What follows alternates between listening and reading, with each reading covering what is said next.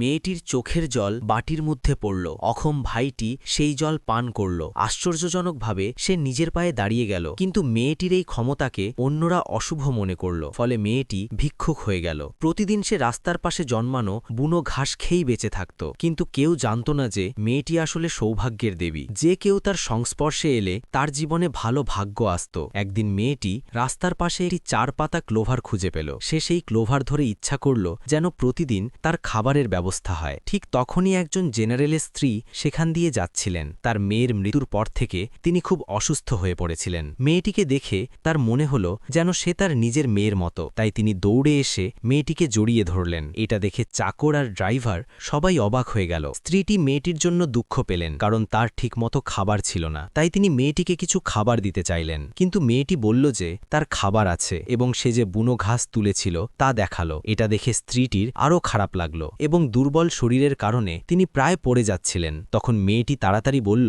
আপনি তাড়াতাড়ি সুস্থ হয়ে উঠুন। পরের মুহূর্তেই স্ত্রীটি অনুভব করলেন তার শরীর ধীরে ধীরে ভালো হয়ে যাচ্ছে। তিনি এমন একটি পাথর তুলতে চেষ্টা করলেন যা আগে তুলতে পারতেন না। অবাক করার মতো বিষয়, তিনি সহজেই 20 জিন ওজনের একটি পাথর তুলে ফেললেন। স্ত্রীটি ভাবলেন মেয়েটি সৌভাগ্যের তারা, তাই তিনি সঙ্গে সঙ্গে সিদ্ধান্ত নিলেন মেয়েটিকে দত্তক নেবেন। মেয়েটির ইচ্ছা অবশেষে পূরণ হল। যখন স্ত্রীটি মেয়েটিকে বাড়িতে নিয়ে এলেন, তখন বাড়ির সব গাছপালা যেন নতুন জীবন পেয়ে আরও সতেজ হয়ে উঠল। স্ত্রীটি মেয়েটিকে পরিবারের সবার সঙ্গে পরিচয় করিয়ে দিলেন, কিন্তু যখন ছেলের কথা উঠল তখন তিনি দুঃখী হয়ে গেলেন। তার ছেলে জন্ম থেকেই অক্ষম ছিল এবং কখনোই দাঁড়াতে পারত না। মেয়েটি এটা দেখে খুব দুঃখ পেল। সে যত্ন করে ছেলেটির জন্য একটি ওষুধের বাটি বানালো। মেয়েটির চোখের জল আবার সেই বাটিতে পড়ল। যখন ছেলেটি সেই ওষুধ খেল তখন সে অলৌকিকভাবে দাঁড়িয়ে গেল। এটা দেখে পুরো পরিবার বিশ্বাস করল যে মেয়েটি আসলে সৌভাগ্যের অবতার। কিন্তু সেই রাতে মেয়েটি একটি দুঃস্বপ্ন দেখল। সে স্বপ্নে দেখল তার নতুন পরিবার আহত হয়েছে। তার মা বললেন স্বপ্নগুলো মিথ্যা, কিন্তু মেয়েটি জানত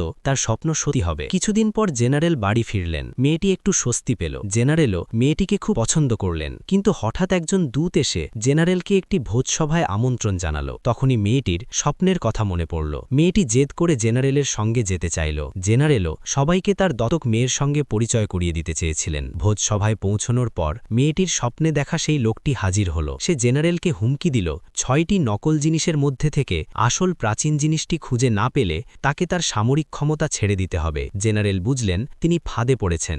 বাবাকে বাঁচানোর জন্য মেয়েটি এগিয়ে গেল এবং বুদ্ধমূর্তির মাথা ভেঙে ফেলল। মূর্তির ভেতর থেকে আসল প্রাচীন বস্তুটি বেরিয়ে এলো, কিন্তু সেই লোকটি কথা রাখল না। জেনারেলের সঙ্গে দুর্ঘটনা ঘটল। শেষ পর্যন্ত মেয়েটি আবার তার পরিবার হারালো এবং আবারও ভিক্ষুক হয়ে গেল।